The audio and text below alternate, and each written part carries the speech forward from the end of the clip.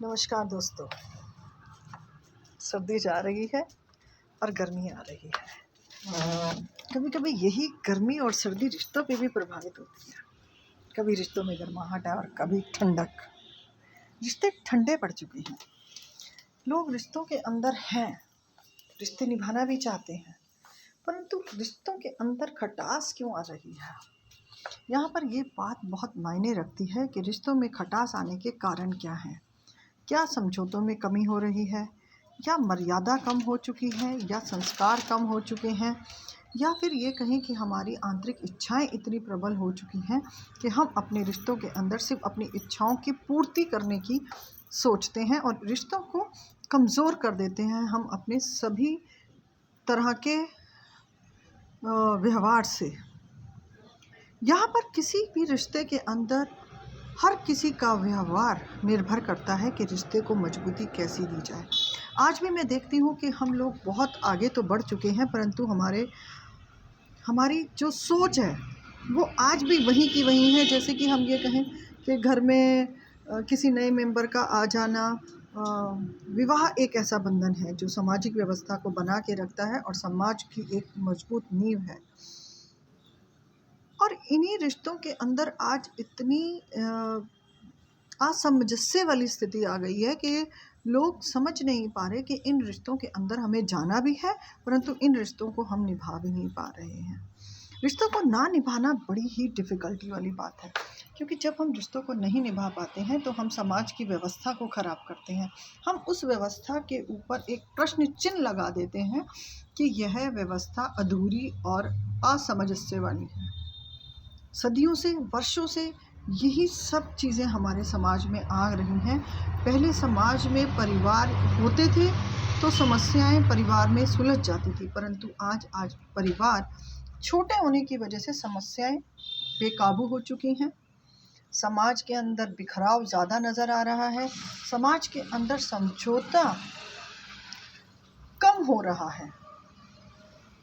जब समझौता कम होता है तो निश्चित है कि रिश्ते के अंदर समझौते के साथ ज़िंदगी चलाना अब नामुमकिन सा होता जा रहा है कि कोई भी समझौते में ज़िंदगी नहीं जीना चाहता। इसका एक कारण, मूलभूत कारण ये भी है कि आज हम सब पैसे की दौड़ के अंदर दौड़े चले जा रहे हैं। हम सोचते हैं कि पैसा अगर हम कमा रहे हैं तो हम अपने आप को मजबूत बना लेंगे, हम अकेले इस जीवन के सफ़र में अपने संघर्ष को निकाल सकते हैं। ये बात अगर एक तरफा सही भी हो सकती है, परंतु समाज की नज़रिए से देखा जाए तो यह बात बहुत ही कमज़ोर है कि अगर हम ये सोचकर अपनी ज़िंदगी के अंदर समझौते छोड़ दें कि हम स्वयं कमा सकते हैं और अपने जीवन को चला सकते हैं, तो ये हमारी बहुत बड़ी गलती और भूल है।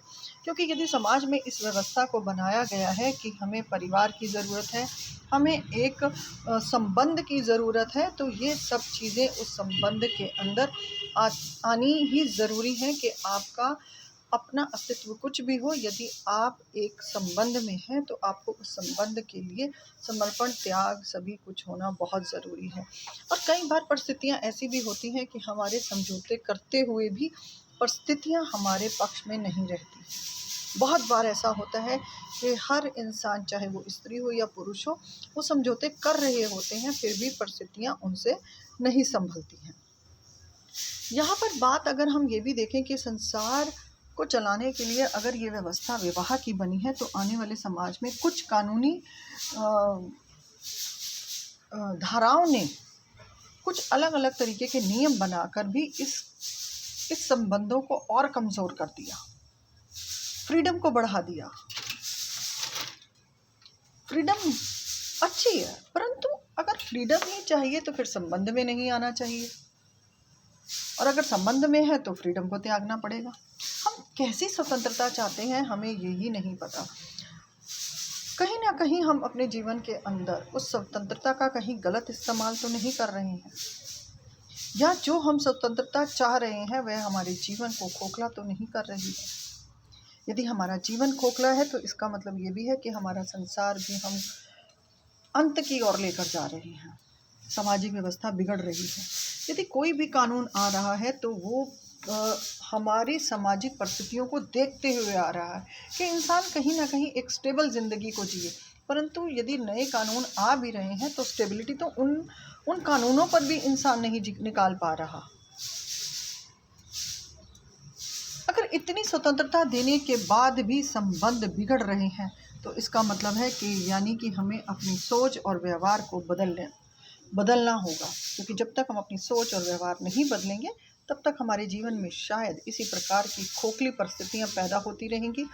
परिवार बनेंगे, टूटेंगे, समाज की व्यवस्था बिगड़ेगी और आने वाली पीढ़ियों को एक अच्छा संदेश या अच्छी नींव पर ठहराव करने का अधिकार नहीं मिल पाएगा। और यदि हम बात करते भी हैं तो हम देखते हैं कि ज़िंदगी एक सरल है। इच्छाएं भी, कितनी इच्छाएं होंगी इंसान की जो वो पाले। इच्छाओं का कभी अंत नहीं होता और इच्छाओं की कोई सीमा नहीं है। जितनी मर्जी आप बेशुमार इच्छाओं को अपने जीवन में रख सकते हैं, परंतु हाँ, इन इच्छाओं की वजह से यदि आपके जीवन के अंदर ये इच्छाएं बांधा बन रही हैं, जीवन को आगे नहीं बढ़ने दे रही, जीवन के अंदर आपकी हर परिस्थिति को कमज़ोर कर रही हैं, तो यहाँ हम कह सकते हैं कि इच्छाओं को सीमित करना ही जीवन को चलाने का एक बेहतर तरीका है। आज हम स्टेटस को लेकर लड़ रहे हैं, आज हमारा कश्मकश एक दूसरे को देखकर एक ईर्ष्या वाले माहौल में हम जा रहे हैं। भीतर कहीं ना कहीं द्वेष की भावना इतनी बढ़ चुकी है कि आज हम अपनों के साथ ही अपनापन नहीं निभा पा रहे हैं। खोज बाहर चल रही है और जबकि बाहर भी वही सब है जो अंदर हमारे अपने भीतर चल रहा है, क्योंकि बाहर वो सब है जो हम घर पर छोड़कर आए हैं।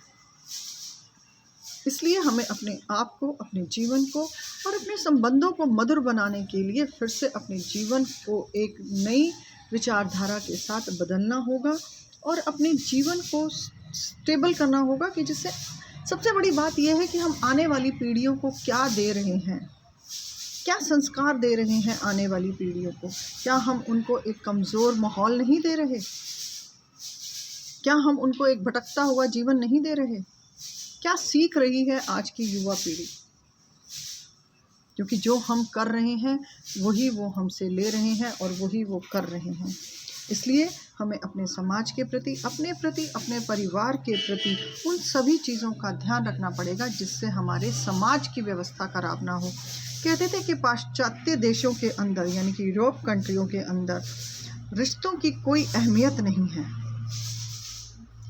और शायद आज भारत जैसे गौरवशाली देश के अंदर भी यही परिस्थितियां आ रही हैं। हम दूसरों की चीज़ों को देखकर, दूसरों के व्यवहार को देखकर अपनी संस्कृति को बदलना, अपने संस्कार को बदलना एक उच्चतम जीवन शैली को खत्म करने के बराबर है। मर्यादा हर इंसान के लिए ज़रूरी है, चाहे वो स्त्री है, पुरुष है, लड़का है, लड़की है, सभी के लिए। इसलिए हमें अपने आप को और अपने समाज को अच्छा बनाने के लिए बेहतर चीज़ों का निर्माण करना पड़ेगा, संस्कारों को पैदा करना पड़ेगा। फिर से हमें संगठित परिवार बनाने पड़ेंगे कि जिससे परिवार के अंदर आने वाली समस्याएं परिवार के अंदर बैठकर ही निपटाई जाए। परंतु आज परिवार का कम हो जाना, यानी कि परिवार आजकल न्यूक्लियर फैमिलीज़ की ज़्यादा हो गई है। माँ बाप के साथ बच्चे रहना पसंद नहीं करते हैं, हम बड़ों को समझना नहीं चाहते हैं, उनके एक्सपीरियंस को हम अपने जीवन में ढालना नहीं चाहते हैं। तो ये सब चीज़ें कहीं ना कहीं हमारे जीवन को ख़राब कर रही हैं और आने वाली पीढ़ियों के लिए एक ये गलत संदेश जा रहा है। जीवन को बेहतर बनाने के लिए और संबंधों के अंदर मधुरता लाने के लिए दोनों ही पक्षों को, यानी कि स्त्री या पुरुष, क्योंकि वह समाज का निर्माण करने के दो पहलू हैं, दो स्तंभ हैं, इन्हीं के ऊपर एक परिवार की आधारशिला रखी जाती है। इसलिए यह ज़रूरी है कि हम अपने आप को और अपने संस्कारों को बना के रखें और रिश्तों की अहमियत को समझें और रिश्तों को मर्यादा में लाकर रिश्तों की ऊंचाइयों तक पहुंचने के लिए समाज को बेहतर बनाएं। यही हमारा मूल संदेश होना चाहिए और यही हमारा कर्तव्य भी है कि हम अपने जीवन के प्रति, अपने रिश्तों के प्रति सदा ईमानदार रहें और इच्छाओं को उतना रखें जितने से आपको कोई परेशानी ना हो या आपके परिवार को कोई परेशानी ना हो। इच्छाओं के चक्कर में परिवारों की तिलांजलि ना दें। परिवार समाज की एक बेहतर व्यवस्था है, उसके साथ अपने जीवन को बेहतर बनाएं और समाज में एक अच्छा संदेश फैलाएं। धन्यवाद।